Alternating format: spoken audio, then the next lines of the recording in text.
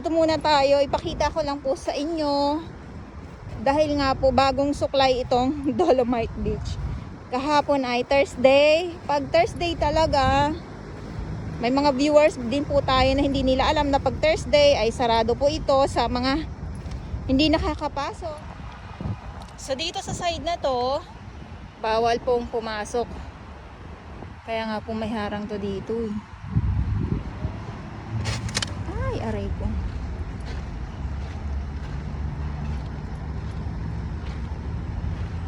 Ayan, kung mapapansin nyo, ganito ang ating Dolomite Sand. Gawa nga po na pag Thursday ay sinusuklay po ito. Grabe na suklayan, ano. Kumbaga nire-reban. Nire-reban! Yes.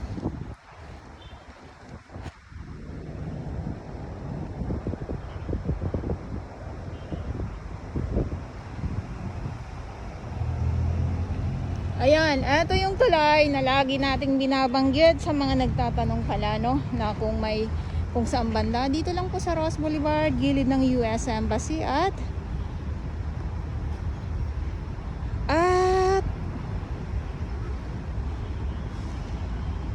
wala pong bayad. Kasi may mga viewers pa din po tayo sa mga hindi po nakakaalam. Akala nila may bayad po dito. Yung entrance wala po. Pangkalahatan, welcome po tayong lahat dito at wala pong bayad. Okay?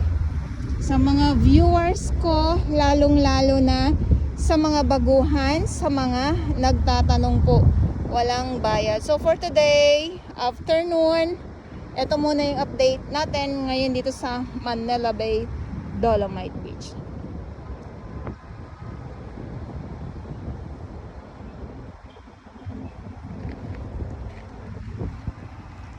At etong mga kalat, kung mapapansin ninyo dito sa gilid, yung mga sako-sako na nakalagay, ayan naman po ay kukunin naman yan ng truck. Dahil araw-araw naman po may naghahakot ng mga basura dito. So simula ang ating paglalakad dito mismo malapit sa may entrance. Ay sorry naman, malapit dito sa may exit po. Ayan. Sasabihin sarado. Yes, kasi pag Thursday, sarado po talaga sa publiko ang Dolomite Beach. Ayan, dahil sa maintenance day. Tapos, Friday, tulad ngayon ay balik na uli sa publiko. Bukas na uli. Okay. So, sana po naintindihan ninyo ang aking mga pagdadaldal na naman. Ngayon, sa kasagsagan ng tirik ng araw.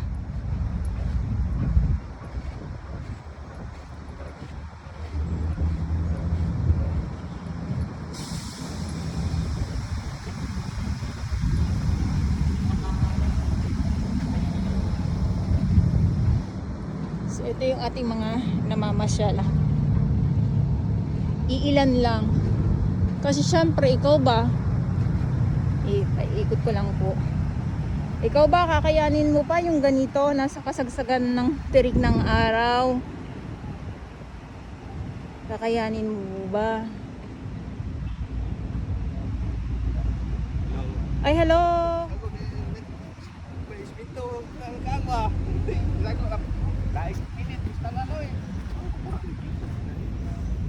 Oh, yan sila kuya, ikot-ikot lang dito sa pasyal-pasyal lang dito sa kasagsagan ng tirik ng araw. Ayan, so diretso ang lakad natin.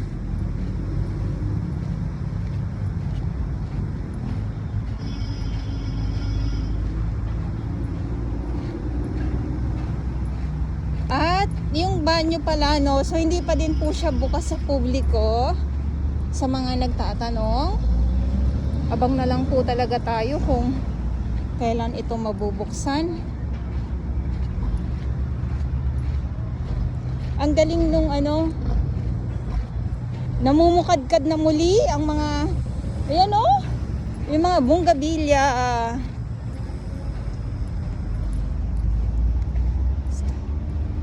Wow. Okay. So dahil nga po ay sobrang init, dito muna tayo, no? Tambay-tambay muna tayo.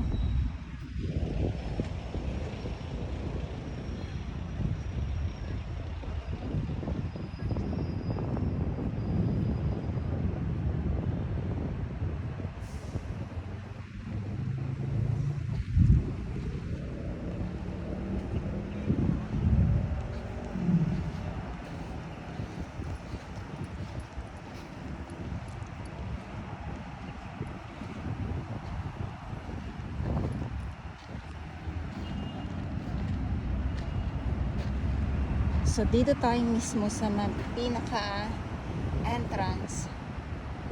Nandiyan yung ating mga security guard.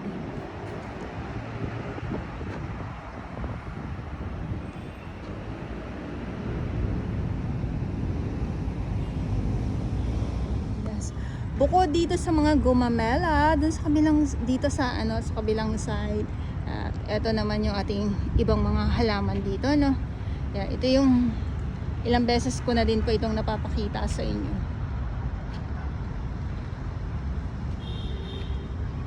Ayan. Nung sobrang napansin ko lang yung sobrang ulan, yung bagyo, parang parang na-stress sila. Natuwa kasi na sila nawalan sila ng mga ng mga flowers. Oh, flowers talaga. Oo, parang sila na yung kanilang mga dahon nawala. Tapos ngayon ng minute naman, nagbabalikan na naman sila. Ayan. So dito tayo mismo sa pinaka-entrance.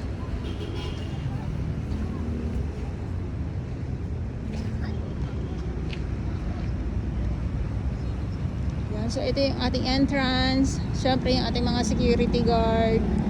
At entrance pa lang, ito na yung makikita, yung dambuhan ng bato.